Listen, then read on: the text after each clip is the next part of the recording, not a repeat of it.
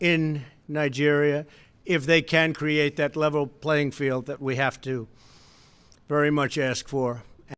Hello, great people. The President Donald Trump-led U.S. government have exposed the fraud being perpetrated by the Bola Ahmed Tinubu-led Nigerian government in the area of electioneering, leadership, and good governance. The U.S. government exposed a lot of dirty secrets, which I'll be sharing with you in a moment. And this is terribly embarrassing Nigeria. But before I share it with you, I must tell you that this video is for you if you are a Nigerian. Even if you are not in Nigeria, if you are in the diaspora, so far as you have families or relations or friends in Nigeria, this video is for you, because here we're going to be discussing how this links to the future of Nigeria. And let us look at it. What did the U.S. government say? You will recall that an election was conducted in Edo State, and INEC declared the APC candidate, Monday Okpebholo, the winner, and Monday Okpebholo has been sworn in. The matter went to the tribunal. It was taken to the tribunal by the PDP candidate, Aswe Ighodalo, and the tribunal, some days ago, gave a judgment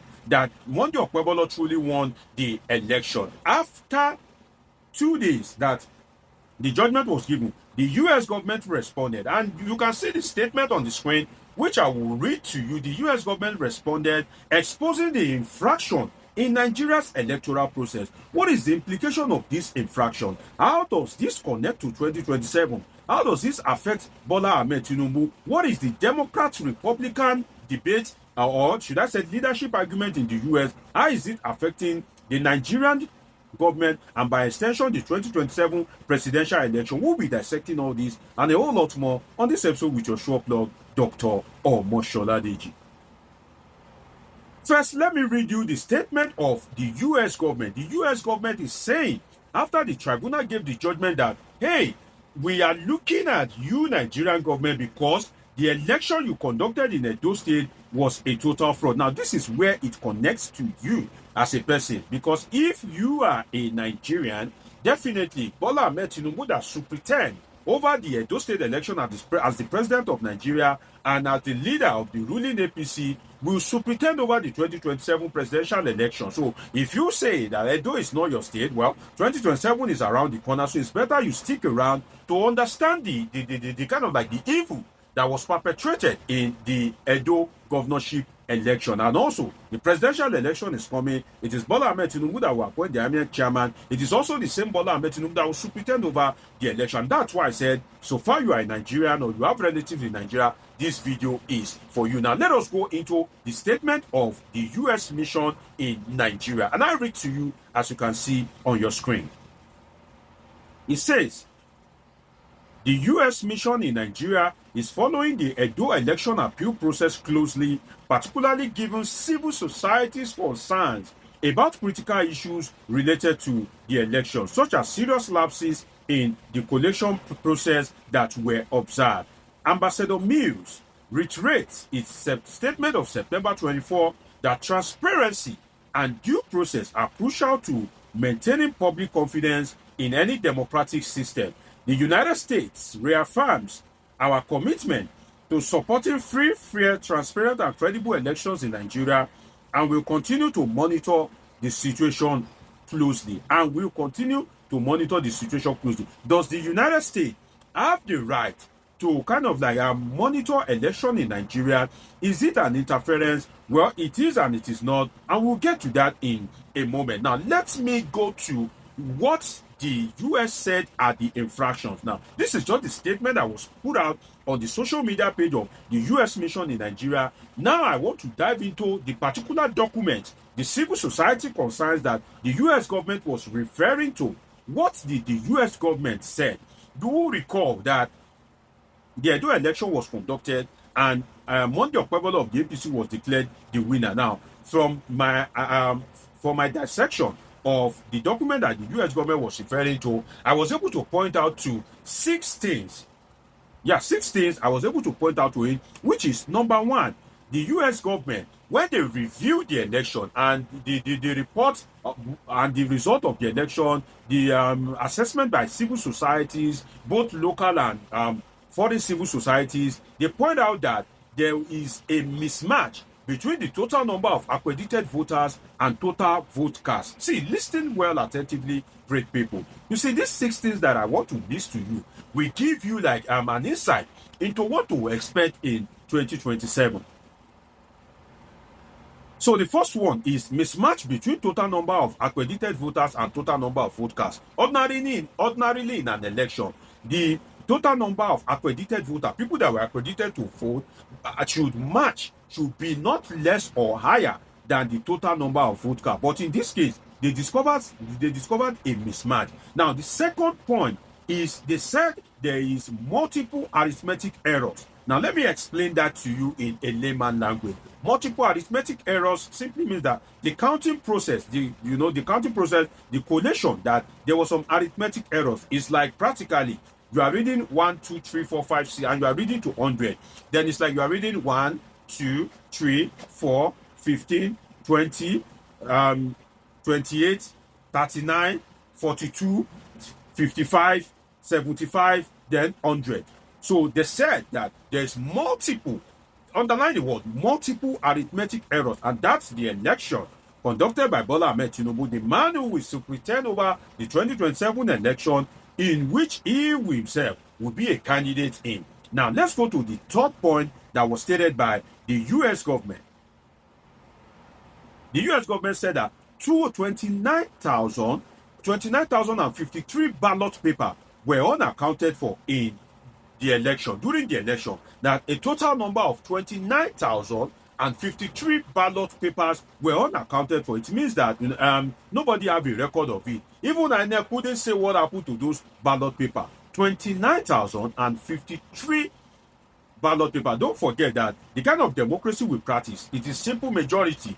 That means that even if there is an election and your opponent is able to defeat you with 100 votes, so far as the total number of cancelled votes is not up to that 100 votes, then automatically your opponent has won the election. I think the election that brought in Aminu Tambuwa as the second term governor of Sokoto State was by a very close margin. But I think a close margin of about 10,000 or less than. So you can see the significance of when 29,053 ballot papers are unaccounted for, according to the report being relied on by the U.S. government. Now, I've given you 3 points out of 6. Now, the fourth one, which the U.S. government made reference to, is the inconsistency in 141 polling units. The U.S. government is saying that there's inconsistency in 141 polling units. Don't forget that the U.S. government is relying on the report of credible civil societies locally and internationally. They say there's inconsistency. That means that in layman's terms, there's mago, there's wuru in 141 polling units. 141 polling units. Now, let us go to the next one. They said there is overvoting in 382 polling units. Overvoting in 382 polling units. You can imagine that 382. Now look at it. The sixth and the last one that I was able to point out is lapses in the collation process. That means that the collation process was not systematically followed in a way that it will be meticulously done for you to truly understand what you truly went on during the election. And that is the election that was conducted by the Tinubu government. So you may want to imagine that, is Nigeria not ripe enough to conduct an election? But before I go into that, the court judgment said that ASUE and PDP failed to substantiate their claims of overvoting.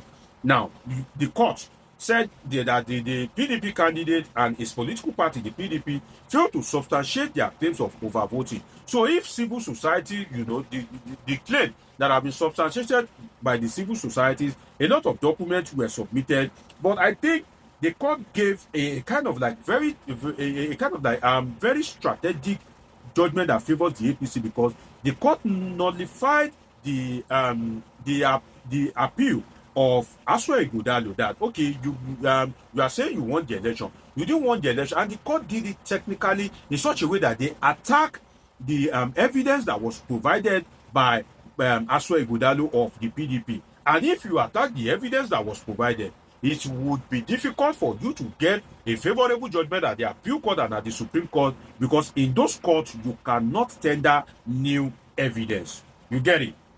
So that judgment, when I kind of like heard about the judgment, the details of the judgment, I just laughed that, well, it seems to be a fait accompli. It seems to be a done deal because they have attacked the evidence that was provided by Monday Okpebholo that it wasn't substantial enough to claim the overvoting, and perhaps that was what prompted the U.S. government to action that Abba, with all this infraction that we saw, you are still saying that there is there's no substantial evidence of overvoting. Well, for some APC people that will be saying that the U.S. government should mind their business, that the U.S. government have no right to interfere in Nigerian election. Yes, ordinarily, U.S. government have no right to interfere in Nigerian election, but then I put it to you that it is the interference of the U.S. government in Nigerian election that brought the APC to power during Buhari time. The interference of the U.S. government election. You remember when Obama was president, the way he went about the Bring Back Our Girl, the statement he gave before the election, the pressure they put on the former president, Goodluck Jonathan, based on his alleged resistance to the same-sex marriage bill, the 14 years imprisonment, that if you are practicing homosexuality or same-sex, it is 14 years imprisonment and all that, and the role Obama played. So the U.S. interference brought APC to power. So if you are an APC supporter, if you are an adherent supporter of Bola Ahmed Tinubu, you cannot criticize the U.S. government, because the U.S. government interference was what brought Buhari to power. Bola Ahmed Tinubu was instrumental in installing Muhammadu Buhari. And the thing is that if you look at it, you see, at the end of the day, the U.S. government is gradually interfering and may still interfere again in 2027, because if you look at the Democrat and the Republican issue in the United States, Obama is a Democrat. And when Obama left office, before he left office, he influenced Nigerian election. Joe Biden is also a Democrat, the immediate past president. The problem for Bola Ahmed Tinubu is that the political family in U.S. that have been favoring the APC are now out of power. It is the opposition family, the opposition political family, which is the Republican, that are now in power. So that means that if what Trump is doing in the United States, that anything Democrat, anything that has involved Joe Biden, who if what they call Sleepy Joe, and Barack Obama is not good, that means that in 2027, the U.S. government will deem the Bola Ahmed Tinubu government that was brought into power through the Buhari track as unfit for Nigeria. And that means that the U.S. government may eventually interfere in Nigeria election in 2027. A lot of point here, but it is, I hope that more will still come to light, because there's still an appeal court judgment. But I don't want this video to be quite to be very long, but a lot of points here for me that I'm here to discuss, and that's why you need to subscribe to this channel. Now we look forward to what will happen at the appeal court, what the appeal court will say based on all this. But then again, this is more of like a cabal thing, and at the end of the day, nothing can come out of it, but it will have serious consequence on the long run. And when the appeal court gives judgment, I'll be discussing a whole lot of more issues on the international dynamics of it. It's been an interesting time with you on this episode of Politics with Dr. Omosoladeji. Do want to subscribe, turn on your notification button, catch up with my past video, and of course I have great interesting videos coming your way. Till I see you again, always remember that I love you all sincerely.